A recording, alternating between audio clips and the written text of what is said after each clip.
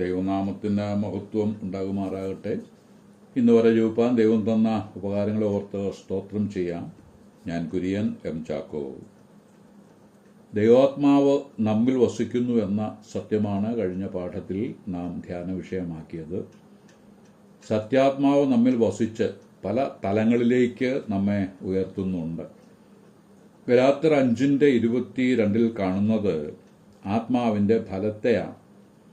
ആത്മാവിൻ്റെ ഫലം 9 അല്ലികളുള്ള ഒരു ഓറഞ്ച് എന്ന നിലയിൽ ചിന്തിക്കാവുന്നതാണ്.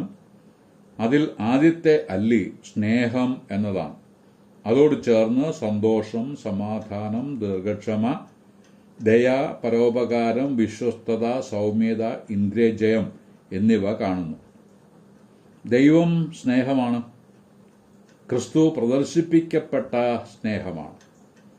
ആത്മാവിൻ്റെ സ്നേഹത്തെ ഓർപ്പിച്ച് റോമാലേഖനം 15:32 അവരെ പ്രബോധിപ്പിക്കുന്നുമുണ്ട്. ദൈവിക തൃത്വം വഹിക്കുന്ന കിരീടങ്ങളുടെ കിരീടമാണ് ദൈവസ്നേഹം. മാനുഷിക സ്നേഹം നമുക്ക് താല്പര്യമുള്ളവരോട് തോന്നുന്ന വികാരമാണ്. എന്നാൽ ദൈവസ്നേഹം വ്യത്യസ്തമാണ്. ആകാശം ഭൂമിക്ക് മീതെ ഉയർന്നിരിക്കുന്നത് പോലെ ദൈവസ്നേഹം മനുഷ്യരുടെ സ്നേഹത്തിന് മീതെ ഉയർന്ന് നിൽക്കുന്നു. മനുഷ്യൻ ഭൗമികനാണ്. അവൻ്റെ സ്നേഹം എത്ര ശുദ്ധി ചെയ്താലും അതിൻ്റെ അത്യുന്നതിയിൽ പോലും ബലഹീനവും അപൂർണവുമായിരിക്കും. എന്നാൽ ദൈവസ്നേഹം സമ്പൂർണവും കുറവുകൾ ഇല്ലാത്തതുമാണ്. നിത്യാത്മാവിനാൽ നിർവഹിക്കുകയും അതിൽ നിന്ന് നിർഗമിക്കുകയും ചെയ്യുന്ന ദൈവസ്നേഹം മഹനീയതയുടെ ശക്തമായ ഒരു പാരാവാരം തന്നെയാണ്. റോമാലേഖനം 5:5 ഇങ്ങനെ വായിക്കുന്നു: പ്രത്യാശയ്ക്കോ ഭംഗം വരുന്നില്ല. എന്തുകൊണ്ടെന്നാൽ ദൈവത്തിൻ്റെ സ്നേഹം നമുക്ക് നൽകപ്പെട്ട പരിശുദ്ധാത്മാവിനാൽ നമ്മുടെ ഹൃദയത്തിൽ പകർന്നിരിക്കുന്നുവല്ലോ. നാം ക്രിസ്തുവിൻ്റെ കൂട്ടുവേലക്കാരാകുന്നതുകൊണ്ട് ഈ ദൈവസ്നേഹത്തെ വെളിപ്പെടുത്തിയേ തീരൂ. പ്രഗത്ഭനായ ഒരു അഭിഭാഷകന് തൻ്റെ കക്ഷികളെ ആത്മാർത്ഥമായി സ്നേഹിക്കാതെയും അയാളുടെ തൊഴിൽ നന്നായി ചെയ്യുവാൻ കഴിയും. ഒരു ഡോക്ടർക്ക് രോഗിയോടുള്ള ഹൃദയപൂർവമായ സ്നേഹം കൂടാതെയും വിജയകരമായി ചികിത്സ നടത്താം.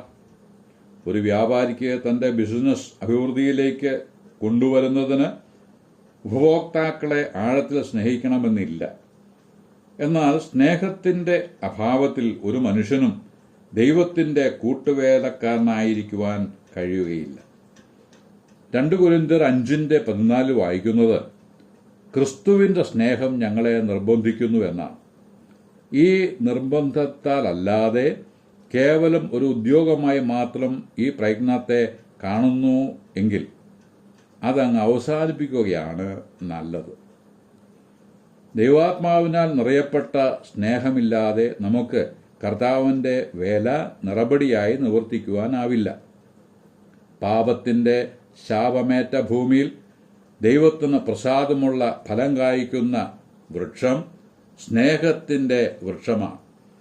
ആ വൃക്ഷത്തിൻ്റെ ആദ്യ ഫലമാണ് സ്നേഹം എന്നുള്ളത് ധന്യനായിരിക്കുന്ന പൗലോസ് ചൂണ്ടിക്കാണിക്കുന്നുമുണ്ട്.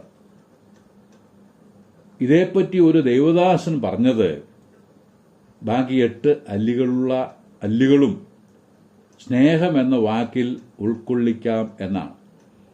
സ്നേഹത്തിൻ്റെ വിജയാഘോഷമാണ് സന്തോഷം. സ്നേഹത്തിൻ്റെ തണലിൽ വിശ്രമിക്കുന്ന ആൾ സമാധാനം അനുഭവിക്കും.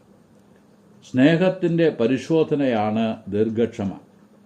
സ്നേഹത്തിൻ്റെ കവിഞ്ഞൊഴുക്കാണ് ദയ എന്നത്. സ്നേഹത്തെ പ്രവൃത്തിപഥത്തിൽ എത്തിക്കുന്നതാണ് പരോപകാരം. ജീവിത പോരാട്ടത്തിൽ സ്നേഹം വിശ്വസ്തത ആവശ്യപ്പെടുന്നു. സ്നേഹത്തിൻ്റെ പഠന കളരിയാണ് സൗമ്യത. സ്നേഹത്തിൻ്റെ വിജയമാണ് ഇന്ദ്രിയജയത്തിലൂടെ വെളിപ്പെടുന്നത്. ഇങ്ങനെ ചിന്തിക്കുമ്പോൾ ആത്മാവിൻ്റെ ഫലം എന്നത് എത്രയോ ശരി. അത് സ്നേഹത്താൽ കോർത്ത് ഇണക്കിയിരിക്കുന്നു. ധനനായിരിക്കുന്ന പൗലോസ് തീത്തോസിന് ലേഖനം എഴുതുമ്പോൾ വൃദ്ധന്മാർ വിശ്വാസത്തിലും സ്നേഹത്തിലും സഹിഷ്ണുതയിലും ആരോഗ്യമുള്ളവരായിരിക്കണമെന്ന് പറഞ്ഞിരിക്കുന്നു. ഏതൊരു വിശ്വാസിയും വിശ്വാസത്തിലും സ്നേഹത്തിലും സഹിഷ്ണുതയിലും ഒന്നുപോലെ ബലപ്പെടണം എന്ന് ദൈവാത്മാവിനാൽ പ്രചോദിതനായി പൗലോസ് പ്രബോധിപ്പിക്കുകയാണ്. ഇവിടെ ഒരു കാര്യം പ്രത്യേകം ശ്രദ്ധിക്കണം. പരിശുദ്ധാത്മാവിനാൽ നമ്മുടെ ഹൃദയത്തിൽ പകരപ്പെട്ട സ്നേഹത്തിൽ വർദ്ധിച്ച് വിശ്വാസത്തിൽ ബലപ്പെടണം. അല്ലെങ്കിൽ തെസ്സലോനിക്കയിലുള്ള ചിലർക്ക് സംഭവിച്ചതുപോലെയുള്ള പരാജയങ്ങൾ വന്നു ഭവിക്കാം. 1 തെസ്സലോനി 4:4 മുതൽ വായിക്കുന്നത്, നിങ്ങൾ ദുർനടപ്പ് വിട്ടൊഴിഞ്ഞ് ഓരോരുത്തൻ ദൈവത്തെ അറിയാത്ത ജാതികളെ പോലെ കാമവികാരത്തിൽ അല്ല, വിശുദ്ധീകരണത്തിലും മാനത്തിലും താന്താന്റെ പാത്രത്തെ നേടിക്കൊള്ളട്ടെ. ഈ കാര്യത്തിൽ ആരും അതിക്രമിക്കുകയും സഹോദരനെ ചതിക്കുകയും അരുത്. ഞങ്ങൾ നിങ്ങളോട് മുമ്പേ പറഞ്ഞതുപോലെ ഈ വകയ്ക്ക് ഒക്കെയും പ്രതികാരം ചെയ്യുന്നവൻ കർത്താവല്ലോ. ദൈവം നമ്മെ അശുദ്ധിക്കല്ല, വിശുദ്ധീകരണത്തിനത്രേ വിളിച്ചത്. ഈ പറഞ്ഞ കാര്യങ്ങൾ എല്ലാം വിശുദ്ധീകരിക്കേണ്ടതെങ്കിലും ഒരു കാര്യം മാത്രം ഓർപ്പിച്ചു പോകട്ടെ. മേൽപ്പറഞ്ഞ സ്നേഹപ്രകടനങ്ങളും അതിക്രമങ്ങളും പരസ്പര സമ്മതത്തിൽ എന്ന വകുപ്പിൽ തട്ടി മാനുഷിക കോടതികൾ ശിക്ഷിക്കാറില്ല. എന്നാൽ കർത്താവ് ഈ വകയ്ക്ക് ഒക്കെയും പ്രതികാരം ചെയ്യുന്നവനാണ്. ഈ പാപങ്ങൾ മൂലം ജീവിത കാലയളവിൽ ശരീരത്തിലും മനസ്സിലും ഗുരുതരമായ പ്രത്യാഘാതങ്ങൾ കൊയ്ത് കൂട്ടേണ്ടി വരും. ജാഗ്രതയെ. ദൈവസ്നേഹത്തിന്റെ മറ്റൊരു പ്രത്യേകത അത് തലോടൽ മാത്രമല്ല, അതിൽ തല്ലുമുണ്ട് എന്നതാണ്.